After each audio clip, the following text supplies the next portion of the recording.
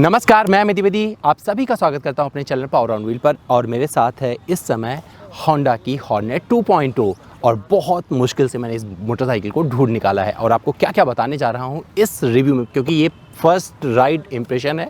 इसमें आपको जो बताने वाला हूं एक वो होगा कि बहुत सारे लोग इंतज़ार कर रहे थे लिक्विड कूल्ड या फिर ऑयल कूल्ड इंजन का। तो मैं बताने वाला हूं कि इसका जो एयर कूल्ड इंजन पे लगा हुआ है 184 सीसी का, वो कैसे परफॉर्म करता है और साथ ही इसकी राइडिंग कैसी है, हैंडलिंग कैसी है, और जब आप किसी स्पीड ब्रेकर से गुजर रहे होंगे या छोटे मोटे ऑफ रोड पैचेस आएंगे तो वहाँ पर कैसे चलती है, और थोड़ा मोड़ा माइलेज का भी जिक्र होगा इस वीडियो में। तो पूरा वीडियो अंत तक ज़रूर देखिएगा।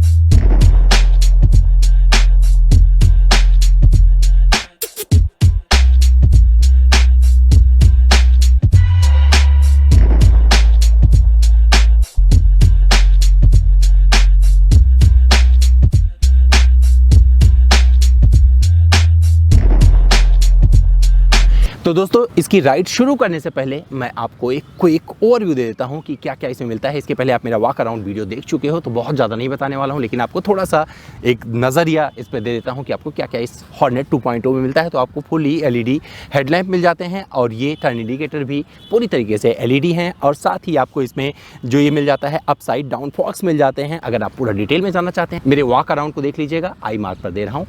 और इसमें और क्या क्या चीज़ें मिलेगी, 184 सीसी का इंजन मिलता है जो कि इंजन काउल से बहुत अच्छे से ढका हुआ है, इसे प्रोटेक्ट करता है, बहुत अच्छे से इसमें चीज़ें लगाई गई हैं। इसमें आपको 12 लीटर का फ्यूल टैंक मिलेगा और एक जो फेयरिंग आपको दिखेगी ये पूरा राइड ओरिएंटेड दिखती है, जो कि इसके परफॉर्मेंस को निखारने में मदद करती है। जब इसे चलाऊंगा तो आपको बताऊंगा। और जो आपको इसमें इंस्ट्रूमेंट क्लस्टर मिलता है वो भी पूरी तरीके से डिजिटल है, सारी ज़रूरी इंफॉर्मेशन आपको मिल जाती है।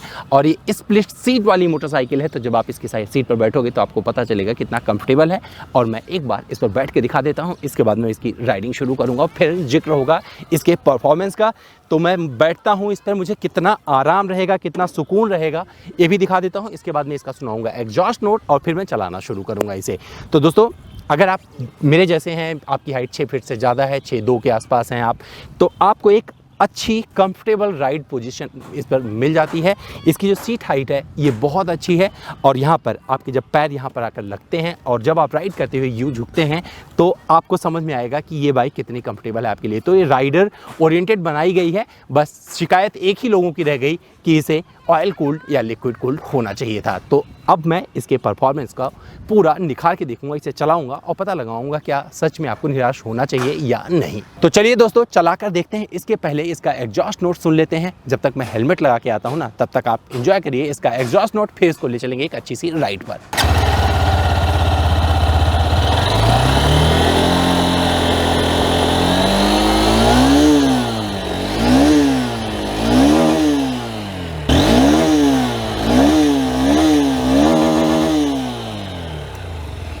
तो दोस्तों, आइए शुरू करते हैं इस हॉर्नेट को चलाना और आपको बताता हूँ चलाने में कैसी है। तो आप इनिशियल पिकअप देख सकते हैं कि 0 to 60 तक पहुँचने में ये बाइक वक्त नहीं लगाती। हालांकि जिस स्ट्रेच पर मैं इसे चला रहा हूँ यहाँ पर 100 किलोमीटर की रफ्तार तो आपको देखने को नहीं मिलेगी, लेकिन देखने को क्या क्या मिलेगा, छोटी छोटी सड़कें और ऐसे ऐसे कॉर्नर अगर आप बाइक मोड़ रहे होंगे तो कितनी दिक्कत होने वाली है, क्या ये सब कुछ आपको इसमें नज़र आने वाला है। क्योंकि जिस जगह पर मैं राइड कर रहा हूँ वहाँ पर बहुत लंबी चौड़ी सड़क मुझे नहीं मिली, और ये किसी तरीके से मैंने बाइक मैनेज किया था, तो मैंने भी बहुत ज़्यादा रिस्क नहीं लिया। आप देख सकते हैं कि ये एयर कूल्ड इंजन है, लेकिन किस तरीके से ये भाग रहा है, और ये ध्यान से देखिएगा। यहाँ पर आपको पता चलेगा कि ये कितनी सशक्त है अपनी ब्रेकिंग के साथ। मतलब इसमें डबल डिस्क आपको जो मिलते हैं पीछे और आगे, और वो आपको कितना सपोर्ट करने वाले हैं, क्योंकि ये 142 किलोग्राम की मोटरसाइकिल है, जिसके पीछे आपको मिल जाता है 220 mm का डिस्क, और जो सामने मिलता है 276 mm का डिस्क मिलता है। और ये मोटरसाइकिल आपको सपोर्ट करती है ब्रेकिंग में। आपने देखा इसका एक एग्जांपल, और अब आगे बढ़ रहा हूँ और अब आपको समझ में आएगा जब थोड़ी सी खुली सड़क मिलती है तो ये कहीं से महसूस नहीं होने देगा ये बाइक कि आप एक ऐसी बाइक चला रहे हैं जो एयर कूल वाली है, क्योंकि इसमें एक अलग सा रिफाइनमेंट आपको समझ में, जो आप चलाते हो आपसे बात करते हुए साथ साथ चलता रहता है। और एक चीज़ ध्यान रखिएगा, जब कोई स्पीड ब्रेकर आएगा, क्योंकि जो इसका सस्पेंशन की जो ट्यूनिंग है ये मिश्रण है दोनों का, थोड़ा सख्त है, थोड़ा सा सॉफ्ट है, तो दोनों मिलाकर जब कोई स्पीड ब्रेकर आता है तो स्पीड ब्रेकर को स्पीड ब्रेकर की तरह लीजिएगा और उस पर तुरंत प्रहार मत कीजिएगा, मतलब उसे पाकिस्तान मत समझिएगा कि चल के सब तहस नहस कर देना है। उसे सिंपल आप चलाते रहिएगा और ब्रेक नॉर्मली लगाइएगा जिससे बाइक वहाँ पर उछले नहीं तो आप उछल भी जाएंगे, तो वो आपको ध्यान रखना पड़ेगा।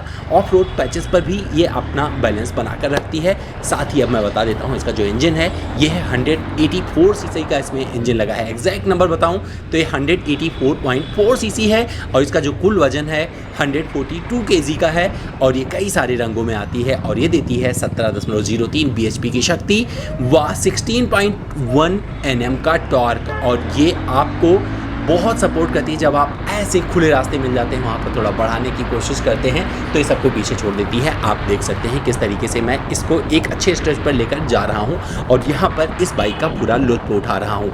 हालांकि यहाँ पर मुझे दुख है इस कहते हुए कि यहाँ पर मुझे बहुत ज़्यादा मौका नहीं मिल रहा है जहाँ पर मैं 100 करूँ, क्योंकि मुझे पहले से पता था कि जब मैं इसे चलाना शुरू करूँगा ये रास्ते मुझे उसके लिए सपोर्ट नहीं करेंगे। लेकिन इसके लिए अभी एक रिव्यू और बचा हुआ है, पेंडिंग है आपके लिए, जो मैं जल्द ही लेके आऊँगा आपके लिए।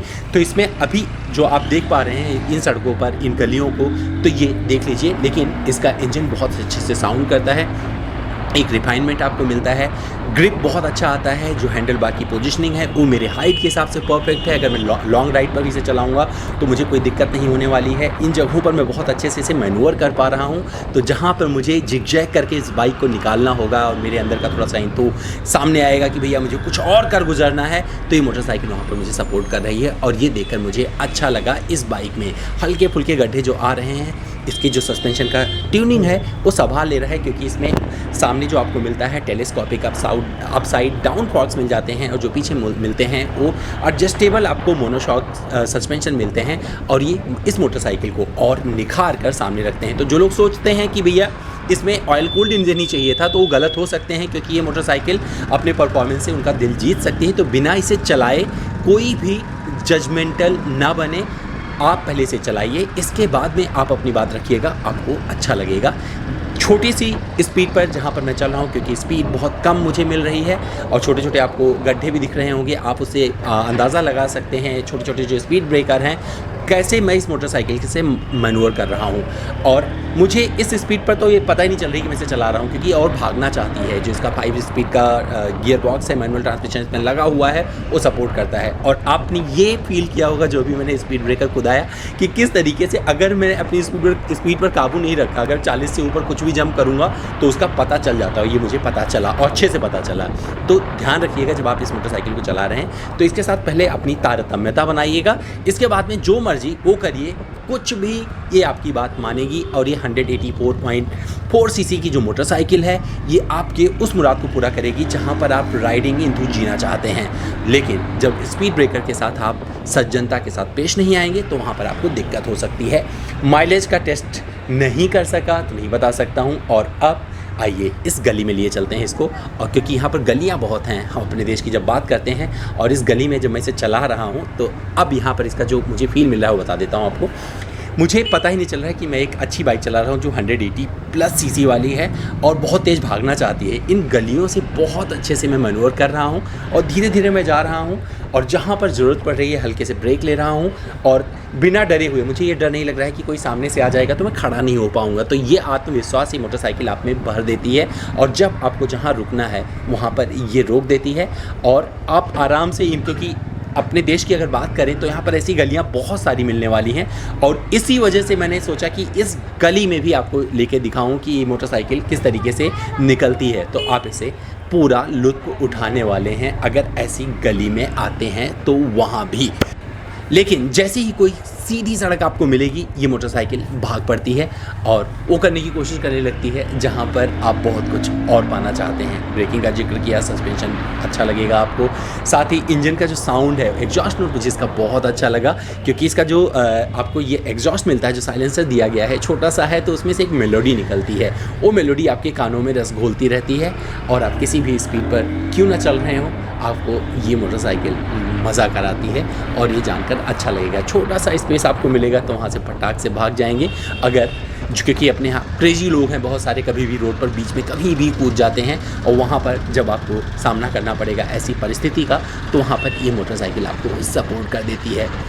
और इस राइड में आपको बहुत कुछ जो दिखा वो समझ में आएगा इस शहर से जुड़ा हुआ। और जब आप इस मोटरसाइकिल को लेके निकलेंगे और कुछ हासिल करने की कोशिश करेंगे तो वहाँ पर आपको बहुत कुछ मिल जाएगा। लेकिन इसके लिए एक खुले रास्ते का मुझे अभी इंतज़ार है, जहाँ पर इसको मैं बाद में टेस्ट करके दिखाऊंगा और आपको बताऊंगा कि ये मोटरसाइकिल वहाँ पर कितना ज़्यादा मज़ा आता है जब आप इसे चलाएंगे।